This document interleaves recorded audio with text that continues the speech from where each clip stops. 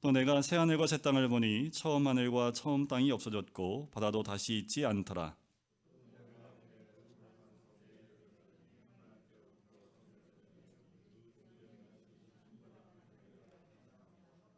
내가 들으니 보좌에서 큰 음성이 나서 이르되 보라, 하나님의 장막이 사람들과 함께 있음에 하나님이 그들과 함께 계시리니 그들은 하나님의 백성이 되고 하나님은 친히 그들과 함께 계셔서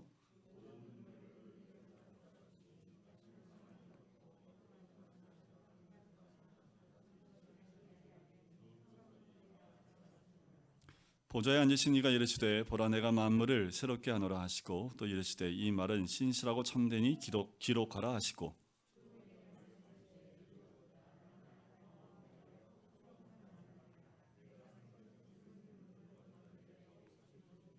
이기는 자는 이것들을 상속으로 받으리라. 나는 그의 하나님이 되고 그는 내 아들이 되리라.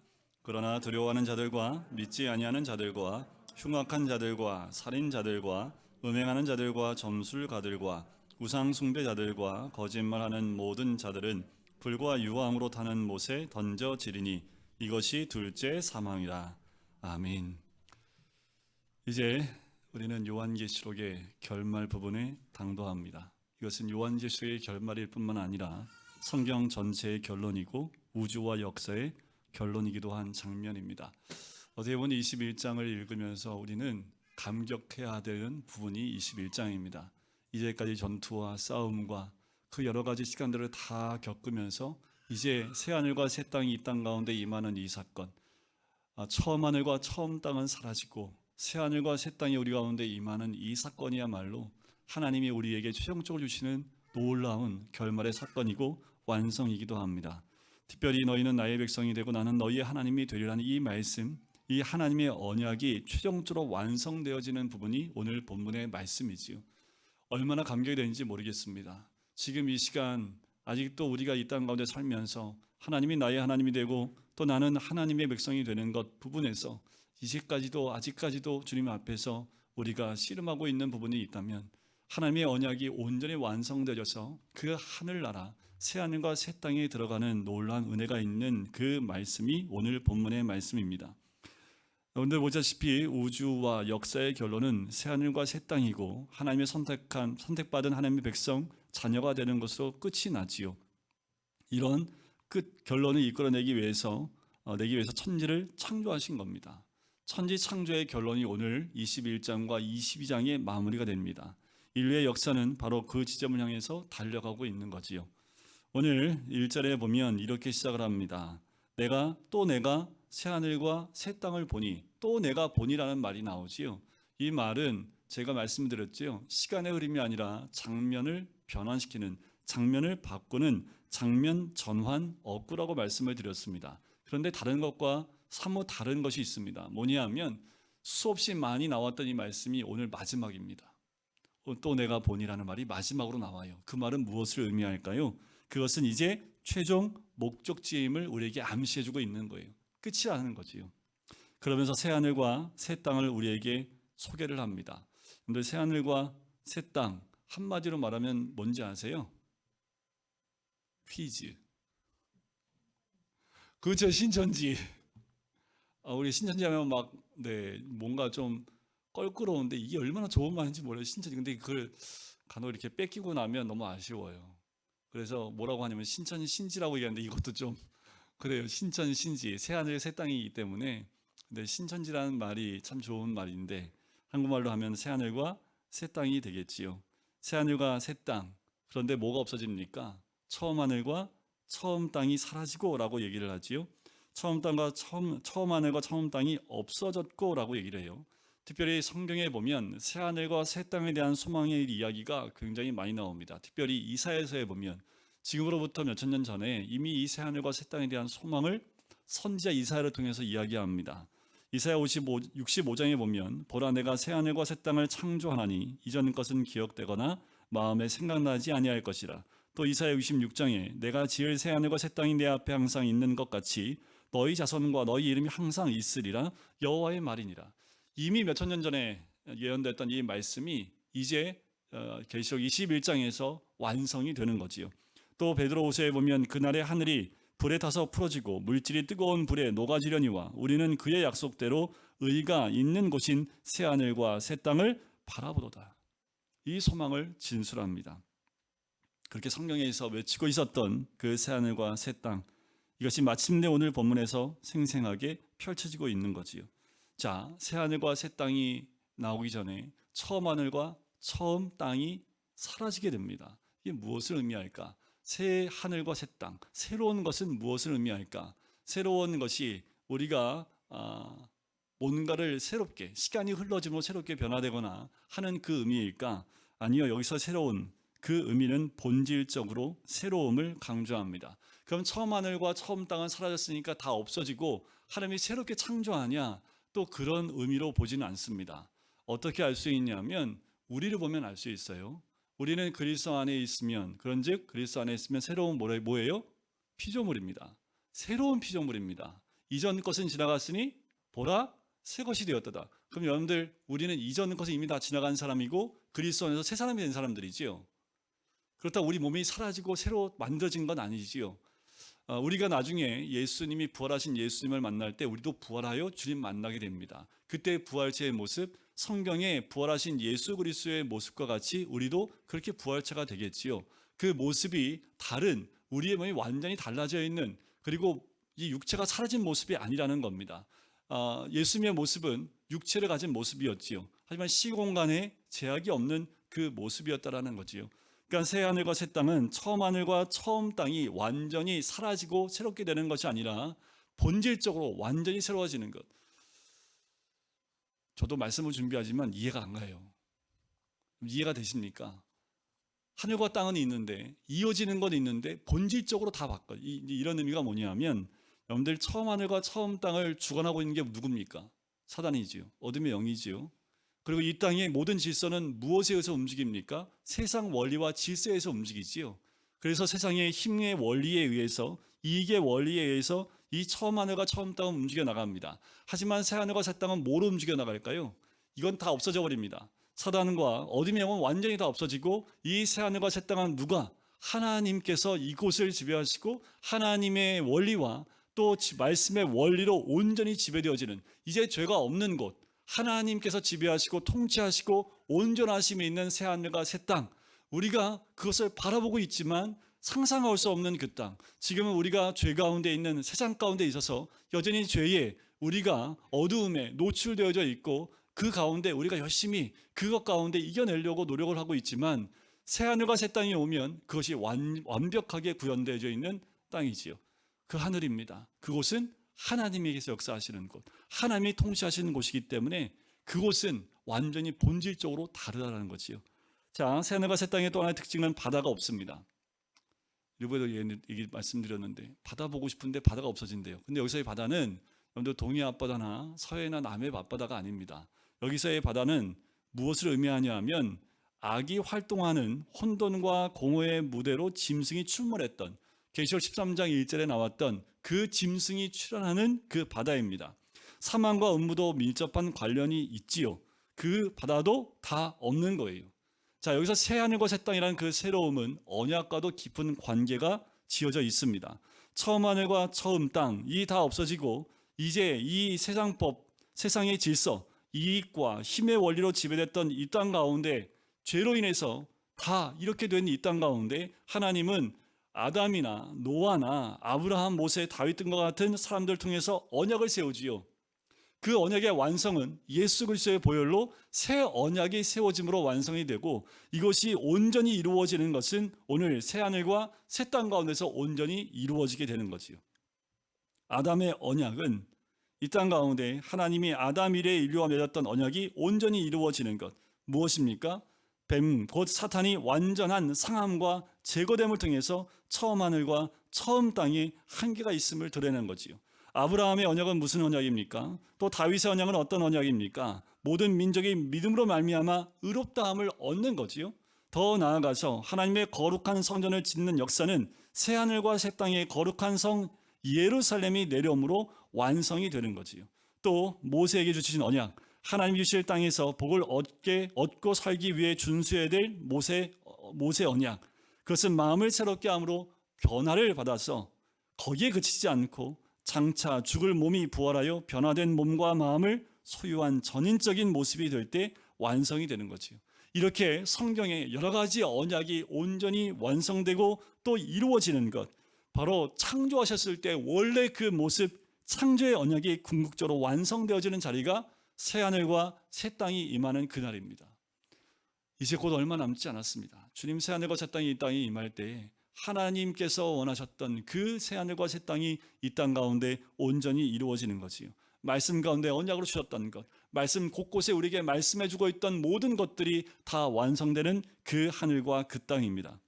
바다가 사라진 새하늘과 새 땅에서 당연히 눈에 띄는 것이 있다면 거룩한 성 새 예루살렘이 하늘에서 내려오는 장면입니다. 2절을 보세요. 또 내가 보매 거룩한 성 새 예루살렘이 하나님께로부터 하늘에서 내려오니 그 준비한 것이 신부가 남편을 위하여 단장한 것 같더라 라고 얘기합니다. 자, 새 예루살렘이 뭘까라는 거예요. 새 예루살렘을 다시 얘기를 하면, 자, 하늘에서 내려오는데 그 준비하는 것이 신부가 남편을 위하여 단장한 것 같다라고 얘기합니다. 이 새 예루살렘을 이야기할 때는 오늘 본문 이후에 나오는 말씀을 좀 참고해서 볼 필요가 있는데요. 9절과 10절의 근거를 살펴보면 하나님은 신부 곧 어린 양의 아내를 요한에게 보여주겠다라고 말씀합니다. 자, 어린 양이 그럼 누구를 의미합니까? 어린 양은 예수 그리스도를 가리키겠지요. 그러면 그 예수님의 아내는 곧 누구를 의미합니까? 예수님의 아내는 누구예요? 저잖아요. 예수님의 아내처럼 안 보이세요? 예수님의 아내 누구예요? 여러분들이잖아요. 우리가 다 신부로 단장되고 준비되는 것 아닙니까? 자, 따라서 새 예루살렘은 무엇을 의미합니까? 바로 신부인 우리를 가르칩니다. 주님의 공동체를 의미합니다. 믿음의 공동체를 이해하는 거예요. 그럼 신부가 단장한다는 것을 무엇을 의미합니까? 연지꼰지 찍고 이렇게 예쁘게 화장한 것을 의미할까요? 네, 그것도 일리가 있겠지만 우리 예수님 맞이할 때 다 단장된 모습으로 나간다는 것. 제가 몇 주 전에 유대인들의 결혼 풍습에 대해서 말씀드린 적이 있지요. 그때 보면 결혼식이 올리기 전에 1년 전에 혼인식이 있습니다. 그러니까 약혼식 같은 것들이 있어요. 하고 난 다음에 법적으로는 부부가 되지만 1년 동안 함께 합방을 하지 않고 남편은 가서 집을 준비합니다. 아내는 그 남편을 기다리면서 뭐 하고 있을까요? 제가 뭐를 하면서 기다린다고 말씀을 드렸는데 그게 단장하는 겁니다. 뭐 하고 있을까요? 아내는 뭐 하고 있어야 돼요? 그 남편의 가문과 가풍과 거기에서 있는 그 가정의 모든 법의 질서나 모든 것들을 1년 동안 훈련하고 연습하는 기간이 그 1년입니다. 더 나아가서 남편을 위해서 단장하면서 정결하고 깨끗하게 준비하는 과정이 1년의 기간이라고 말씀을 드렸죠. 단장하는 것은 그것을 의미합니다. 우리가 이 땅 가운데 신랑을 위해서 단장하는 것, 남편을 위해서 단장한다는 게 뭘까요? 하나님 말씀대로 순종하여 살아가는 것, 하나님 법도에 따라 또 그 하나님의 뜻을 따라 순종하는 그 모든 것들을 우리가 훈련하는 과정들, 그리고 정결하게 깨끗하게 주님을 맞이할 수 있도록 준비되어지는 모든 과정들을 우리가 단장한다라고 말씀을 드리는 거지요. 자, 이때 보좌로부터 큰 음성이 납니다. 자, 3절에 그죠? 보좌에서 큰 음성이 나서 이르되 보라 하나님의 장막이 사람과 함께 있음에 하나님이 그들과 함께 계시리니. 하나님은요, 우리와 함께 하시기 위해서 장막을 치시는 분입니다. 최초의 장막, 눈에 보이지 않지만 최초의 장막은 에덴 동산이라고 보통 얘기를 해요. 언제든지 주님 내려오고 싶으실 때 늘 아담과 만날 수 있었던 곳 에덴 동산을 실제로 보여진 장막은 아니지만 하나님 만나셨던 곳, 하지만 눈에 보이게 우리에게 장막을 주셨던 때가 있지요. 이스라엘 민족이 광야를 통과할 때 성막을 하나님이 허락하십니다. 그리고 뭐라고 하십니까? 내가 너희와 함께 하겠다라고 말씀하십니다. 그 내가 너희와 함께 하기를 원한다라고 말씀하시지요. 그 장막은 우리와 함께 하기 원한 겁니다.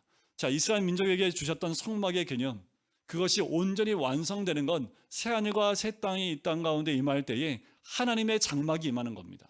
하나님의 장막이 임함으로 온전히 하나님과 연합되어지고 하나 되는 모습을 보여주고 있는 것이 3절에 나오는 장막의 의미입니다. 그것은 곧 하나님의 영광이지요. 여러분들 출애굽기 40장에 보면 성막을 짓고 난 다음에 하나님의 영광이 곳에 가득하여 모세도 서 있을 수 없을 만큼 하나님의 쉐키나라는 히브리 말, 그 말처럼 영광이 충만하게 임하는 것을 이야기하지요. 요한복음에 와서는 장막을 이렇게 표현합니다.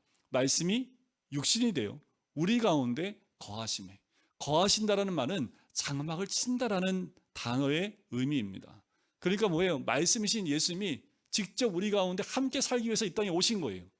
우리와 함께 하길 원하시는 하나님께서 직접 말씀이셨는데 우리 가운데 육신을 입고 거하신 거예요. 우리 가운데 장막을 치고 계신 거예요. 함께 살고 계신 거예요. 그렇게 예수님이 십자가를 지고 떠나시니까 이제 성령께서 우리의 삶 가운데 임재하시지요. 예수님은 육신을 입고 있었기 때문에 그 가나안 땅에 국한되어 있을지 모르지만 성령 하나님은 이제 우리와 늘 함께 계시고 내주하고 계시는 모습으로 함께 계십니다. 이 거룩한 성 새 예루살렘에서 하나님이 친히 장막을 치시고요, 그의 백성과 함께 계시는 사건으로 성취되는 것, 정말 하나님이 원하시는 모든 것이 이 땅 가운데 온전히 성취되는 거지요. 시내산에서 하나님이 이스라엘과 언약을 체결했던 내용이 있습니다. 이제 최종적인 완성에 도달하는 영광스러운 모습으로 오늘 이 말씀 가운데 보여주는데, 레위기 26장에 보면 이렇게 말씀합니다. 하나님이 시내산에서 맺었던 언약은 다음과 같지요. 내가 내 성막을 너희 중에 세우리니 내 마음이 너희를 싫어하지 아니할 것이며 나는 너희 중에 행하여 너희의 하나님이 되고 너희는 내 백성이 될 것이라. 하나님 이 언약을 딱 주십니다. 어마어마한 언약이지요. 그러니까 이스라엘 민족이 자부심이 어마어마할 수밖에 없어요. 이 땅에 있는 모든 백성들 가운데 탁 집어서 하나님이 내가 너희 하나님이 되겠다라고 말씀하시니 어마어마한 그 자부심이 이스라엘 민족 유대인들한테 얼마나 컸겠습니까? 그런데 이런 이스라엘도 범죄하지요. 불신한 가운데 여러 번 이것이 깨어질 뻔합니다. 아니요, 이미 깨어졌어요. 우리는 인간 사이에서는 이미 깨어진 언약이에요. 하지만 하나님은 이 언약을 깨트리지 않으십니다. 마치 아브라함과 창세기 15장의 횃불 언약 가운데 아브라함은 재워버리시고 그 재물 가운데 횃불만 통과하면서 하나님이 그 언약을 세우셨던 것처럼 우리 인간은 하나님과 이 언약을 온전히 지킬 수 없습니다. 하나님, 내 하나님 맞습니다. 나는 하나님을 나의 하나님으로 온전히 섬기겠습니다. 아무리 고백을 하지만 또 죄로 넘어지고 또 그 언약을 파괴하는 모습 가운데 하나님은 늘 이 언약을 저버리지 아니하시고 새 언약으로 갱신하여 그분의 신실함을 드러내십니다. 그 신실함은 어떻게 드러내실까요? 알파와 오메가로 드러내세요. 처음과 마지막까지 그 신실함을 다 드러내시는 분. 그 하나님은 우리의 죄로 인해서 우리를 버리시는 분이 아니라 하나님의 언약을 붙들고 그 언약을 갱신하며 새 언약으로 우리를 세워주시는 그 하나님인 줄 믿습니다. 그렇게 그 언약이 성취되는 거지요. 하나님이 예수 그리스도를 믿음으로 들어온 모든 사람들을 그의 영원한 언약 백성으로 삼으시고요, 기쁨과 평강을 주시고요, 그의 완전한 임재를 충만하게 누리게 하기 위해서 그래서 방해되는 모든 것들을 제거하십니다. 그것이 4절에 나와요. 모든 눈물을 그 눈에서 닦아주시니. 이 눈물은 무슨 눈물일까요? 믿음을 지키기 위해서, 하나님의 나의 하나님이심을 영원히 그 믿음을 지키기 위해서 흘린 고난과 희생과 애통과 탄식의 눈물이지요. 그걸 닦아주신답니다. 더 나아가서 사망이 없고 애통하는 것이나 곡하는 것이나 아픈 것이 다시 있지 않아요. 새 예루살렘에는 오직 기쁨과 평강과 생명으로 충만할 것이고 슬픔과 탄식은 다 사라집니다. 그것이 새하늘과 새 땅입니다. 이 모든 변화를 4절은 결론적으로 이렇게 얘기하지요. 처음 것들이 다 지나갔습니다. 처음 것 다 지나갑니다. 이 땅을 지배하고 있는 모든 원리들 다 지나갑니다. 오직 하나님이 이 땅을 다스리는, 통치하시는 그 말씀의 원리만이 이 땅 가운데 가득합니다. 가장 중요한 원리가 뭘까요? 사랑의 원리지요. 하나님의 끝없는 사랑이 우리를 주님께로 인도하셨고 우리를 끌어안으신 그 사랑의 원리로 우리 가운데 가득한 거지요. 처음 것들은 다 지나갔습니다. 이는 사망과 애통과 고난과 아픔이 처음 세상에 속한 것들이고 새 언약이 완성될 새 하늘과 새 땅에는 이것들이 모두 지나가 더 이상 존재하지 않음을 의미합니다. 요컨대 본문은 하나님의 새 창조와 언약의 절정으로 하나님의 장막이 사람들과 영원히 함께하며 영원한 기쁨과 평강과 생명으로 가득한 모습을 보여주는 거예요. 이 땅은, 이 모습은 우리에게 주어질 모습인 줄 믿습니다. 믿음이 있는 자들, 또 주님을 갈망하며 주님 오심을 소망하는 모든 자들에게 주실 하나님의 크신 은혜인 줄 믿습니다. 여러분들, 이 땅의 모든 눈물 하나님 다 닦아주십니다. 이 땅에 애통하는 것, 곡하는 것, 아픈 것, 그 모든 것 하나님이 다 잊지 않게 하신다라는 거지요. 늘 주님 안에 있는 것, 바로 이제 창조의 원래 목적이 완전하게 성취되었습니다. 성도는 완전한 안식과 기쁨과 영광 속에 들어가는 거지요. 그 절정의 핵심이 바로 이겁니다. 하나님이 나의 하나님이 되시고 나는 그의 백성이 됨이 이루어지는 거예요. 근데 이것이 우리가 가야 될 방향이고 하나님으로부터 인정받아야 될 모습입니다. 하나님이 나의 하나님이 되시고 나는 그의 백성이 됩니다. 새하늘과 새 땅은 이 한 문장이 완성되는 곳입니다. 더 이상 갈등도 없어요. 괴로움도 없어요. 고통도 없습니다. 그곳은 하나님이 나의 하나님이 되시고 나는 그의 백성이 되는 거지요. 우리는 처음 하늘과 처음 땅의 원리로 살아가는 사람들이 아니에요. 그리스도 안에 새로운 피조물로 새 하늘과 새 땅의 원리인 말씀의 원리와 하나님 백성의 원리로 살아가는 거룩한 성 예루살렘으로 단장된 신부들인 줄 믿습니다. 이 날이 오기까지 어둠의 영은 끝까지 우리를 이 신부의 자격을 박탈하기 위해서 또 도전하고 우리를 넘어뜨리고 우는 사자와 같이 우리를 삼키려 한다라는 거지요. 흔들리지 마십시오. 아직 이 땅엔 사망이 있고 애통이나 곡하는 것이나 아픈 것이 있을지 모르지만 새하늘과 새 땅이 오면 다 사라질 것들입니다. 우리의 눈물을 닦아주시고 우리로 하나님 백성 삼아 주시는 줄 믿습니다. 바로 알파와 오메가요 처음과 마지막이라 말씀하시죠. 6절을 보면 자, 그런데 나는 알파와 오메가라는 바로 앞에 이 한마디가 있습니다. 이루었도다. 그런데 이 이루었다는 말이 굉장히 중요한 말입니다. 왜냐하면 예수님께서 십자가 위에서 마지막 하셨던 말씀이 뭐예요? 다 이루었다. 그런데 성경의 거의 마지막 부분에 와서 또 이 말씀이 나와요. 이루었도다. 자, 이 말에 이 둘 사이의 차이가 무엇일까? 먼저 예수님이 십자가 위에서 말씀하신 다 이루었다라는 말은 현재 완료 수동형입니다. 자, 이 말은 뭐냐면 십자가의 무력한 죽음을 통해서 하나님의 목적이 이루어졌다라는 거예요. 칼과 창으로 나가서 싸워 승리해서 정복하는 것이 아니라 무능력한 모습인 것 같아요. 무력한 죽음인 것 같아요. 그런데 그것으로 하나님의 목적이 이루어졌습니다. 하나님 뜻대로, 하나님 방법대로 이루어진 역사이지요. 하나님께서 구속사의 목적과 계획을 성취했다는 의미입니다. 그러면 오늘 본문에 나오는 이루었다라는 말은 3인칭 복수 능동 완료 형태입니다. 어렵다. 근데 이거 읽기도 어려워요. 3인칭 복수 능동 완료 형태. 자, 이거는 좀 앞에 거하고 다르지요. 이는 삼위일체 하나님께서 세상 역사의 모든 시간을 이루시고 사건을 이루시고 모든 것을 완성하셨다라는 의미입니다. 하나님이 끝내셨다라는 거예요. 완성됐다라는 거예요. 이는 예수 그리스도의 구속으로 시작된 하나님의 구원 계획이 마침내 이 지점에서 최종적으로 완성되었음, 그것을 의미하는 것이 이루어졌도다라는 의미입니다. 이루어졌다. 다 하나님께서 구속사의 모든 것, 예수님의 십자가의 죽으심으로 시작되어진 그 십자가의 구속함이 이제 완성됐다라는 거지요. 자, 본문은 이런 구속사의 완성을 공식적으로 인정하는 장면을 보좌에 앉으신 이의 음성으로 얘기합니다. 아까도 말씀드렸지만 나는 알파와 오메가요 처음과 마지막이라. 오늘 계시록 1장 8절에도 나오지요. 나는 알파와 오메가라. 이제도 있고 전에도 있었고 장차 올 자요 전능한 자라. 이는 하나님께서 언약을 맺으실 뿐만 아니라 온전히 성취하시는 분이라는 거예요. 처음과 마지막이라는 말은 언약을 맺을 뿐만 아니라 그걸 성취하는 하나님이라는 거지요. 하나님은 역사의 절대 주권을 가진 주권자이자 새로운 창조의 주인이신 줄 믿습니다.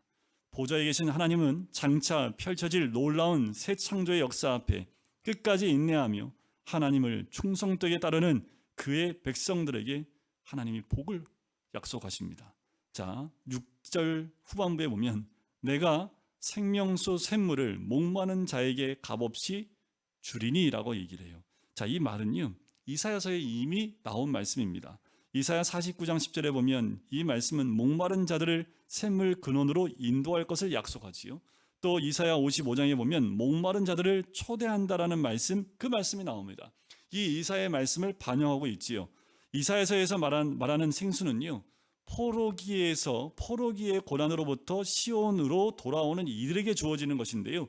계시록에 나오는 이 생명수는요, 새 예루살렘으로부터 흘러 목마른 자에게 값없이 주어지는 거예요. 그럼 목마른 자는 누굴까요? 누가 목마른 자들이에요? 우리가 목마른 자들이 되어야 합니다. 우리가 목마른 자들이 되어야 돼요. 이 목마른 자들은 뭡니까? 인내하며 그리스도에 대한 충성을 유지하는 사람들을 가리키는 거지요. 끝까지 믿음을 지키며 끝까지 그 믿음의 신실함을 잃어버리지 않는 자들을 의미합니다. 그들이 목마른 자들입니다. 그런데 이 목마른 자들에게 생명수는 하나님께서 새 창조 때 베푸실 구원과 풍성한 삶의 은혜로 값없이 거저 주어지는 것이라는 거지요.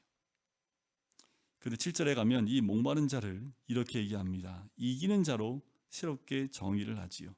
이기는 자는 여러분들 7교회 보면 다 공통적으로 마지막에 이기는 자에게 주시는 복이 나옵니다. 바로 여기서 이기는 자, 바로 이기는 자는 이것들을 상속으로 받으리라. 7교회 줬던 모든 것들을 상속으로 다 받는다라는 거지요. 나는 그의 하나님이 되고 그는 내 아들이 되리라. 앞에 부분은요, 우리가 뭐예요? 신부. 근데 지금은요, 아들. 앞에 부분은 혼인 언어를 통해서 신부로 묘사를 했다면 지금은 입양하는 제도의 언어를 통해서 상속자로 이야기를 하고 있습니다. 상속자가 뭘까요? 상속자란 아버지의 재산을 상속받는 사람을 말하지요. 자, 이런 부분은 당시 로마에 있었던 그 입양 제도에 대한 부분들을 언급하면서 아마도 연결이 될 것 같아요. 양자란 원래 친자녀가 아니지요. 근데 1세기경에 로마가 부유하고 문명이 고도화되면서 그 땅 가운데 자녀를 낳지 않고 고령화되는 현상이 일어납니다. 결혼도 안 하고 지금하고 좀 비슷한 것 같아요. 네, 로마가 풍성해지고 또 문명도 막 발전하면서 점점 결혼하지 않고 출산도 기피하는 현상이 일어난 거예요. 실제로 있었고, 그래서 로마 사회에서 귀족들 중심으로 가문의 대를 잇기 위해서 장래가 촉망되고 명민한 성년을 양자로 입양하는 문화가 발달하기 시작을 합니다. 지금하고 좀 다른 것은 이때 당시에는 아예 다 큰 어른을 그냥 양자로 데리고 옵니다. 그러면 그 순간 그 사람이 속해 있던 가정에 있는 모든 권리는 다 없어지고 새로 입양된 그 가정의 모든 법적인 그 모든 권리를 다 얻게 되는 거예요.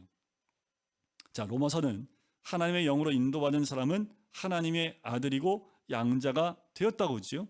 하지만 완전한 양자됨은 다가올 종말에 실제로 묘사하고 있는 거지요. 하지만 본문에서 양자는 그 최종적인 시련을 맛보는 양자입니다. 하나님이 양자로 삼은 자들은 거룩한 성의 몫을 상속받아 왕노릇하고 다스리는 이들입니다. 자, 이와는 대조적으로 죄인들은 불못에 던져질 것이다. 8절에 이야기하고 있죠. 어떤 자들이 던져집니까? 두려워하는 자들, 믿지 아니하는 자들, 흉악한 자들, 살인자들, 음행하는 자들, 점술가들, 우상숭배자들, 거짓말하는 자들 등등등등이 다 불못에 던져지는데 둘째 사망이라 이야기하지요. 7절에 나오는 이기는 자들과 반대되는 사람들입니다. 이기는 자와 반대는 뭐예요? 패배자들이겠지요. 특별히 우리가 주목해서 봐야 될 두 단어를 보고 싶은데요. 두려워하는 자들입니다. 두려워하는 자들의 의미가 뭘까? 이 두려워하는 그 두려워함은 하나님과 그리스도에게 충성하는 믿음의 반대입니다. 따라서 두려워하는 자들은 단순히 불신자를 말하는 것이 아니라요, 언약 공동체 안에 속해 있다고 주장하지만 사실은 하나님에 대한 두려움보다 사람에 대한 두려움과 압력에 더 굴복하여 타협한 그 사람들을 가리키는 거지요. 이와 함께 나란히 등장하는 믿지 아니하는 자들은 이런 두려움에 굴복한 공허한 믿음을 가리킬 가능성이 커요. 그러니까 믿지 않는 자들은 세상에 믿지 않는 자를 포함하여 믿음의 공동체, 언약의 공동체 안에 있는데 그 두려움이 너무 커서 믿음을 상실해버린 그 사람들을 이야기한다라는 거지요. 여러분, 분명한 것은 하나님과 분리되어 영원히 고통받는 형벌, 그것이 바로 둘째 사망이라는 겁니다. 8절에 나오는 그 사람들은 그 둘째 사망, 영원히 하나님과 단절되어지는 그 자리 가운데 나갈 수밖에 없어요. 하나님은 신실하십니다. 언약 가운데 있는 자들, 믿음 가운데 있는 자들, 하나님 끝까지 신실하게 지켜주시는 하나님, 예수 그리스도를 통해 온전히 이루신 구속을 마침내 완성하시고요, 악을 심판하시고 구원받은 언약 백성들의 구원을 새하늘과 새 땅에서 완전하게 성취하시는 하나님인 줄 믿습니다. 이는 단순한 언약 백성이 아니라 거룩한 성에서 그의 몫을 상속받아 계속해서 왕노릇 할 상속자들이에요. 우리는 이기는 자가 되어야 될 줄 믿습니다. 일곱 교회에게 줬던 끝까지 인내하고 이기는 자에게 주어지는 그 복을 누리는 우리가 되길 간절히 소원합니다. 우리는 매 순간 여러분들, 우리는 신부처럼 단장된 모습으로 그 주님을 맞이하는 우리들, 겉으로 보기에는 믿음을 지키기 위해서 만신창이가 된 모습일지 모르지만 우리의 내적인 모습은 단장되어져 주님을 맞이할 그 모습이 우리의 모습이 되는 거지요. 여러분들, 처음 하늘과 처음 땅은 사라집니다. 본질적으로 새로워진 새 땅과 새 하늘이 올 때에 우리 모두가 그 땅 가운데 하나님의 장막 가운데 나가는 하나님의 자녀, 하나님 백성이 되어져 주님과 영원히 그곳 가운데서 신랑 되신 예수님과 함께하는 삶을 살아야 될 줄 믿습니다. 오늘도 그렇게 이기는 자, 눈물이 있을지 모르지만 영원히 이기는 자가 되어져 그 복을 함께 누리시는 우리 모든 성도님 되시기를 주님의 이름으로 간절히 축원드립니다. 사랑해 주님, 우리 앞에 펼쳐질 새 하늘과 새 땅을 바라보게 하여 주시옵소서. 사라지고 없어질 처음 하늘과 처음 땅 가운데 속하여 아버지 하나님, 세상을 따라가는 우리가 아니라 오늘도 하나님 백성이 되어져 하나님의 자녀가 되어져 상속을 누리며 주의 큰 복을 누릴 수 있는 주의 백성 될 수 있도록 아버지 인도하여 주시옵소서. 안개와 같은 것에 우리의 마음을 빼앗기지 않게 해주시고 완성하실 그 날을 바라보며 오늘도 신실한 언약 가운데 우리의 그 언약을 지켜나가시는 주님과 함께 그 믿음 가운데 서는 주의 백성 될 수 있도록 축복하여 주시옵소서. 감사드리며 예수 그리스도의 이름으로 기도드립니다. 아멘.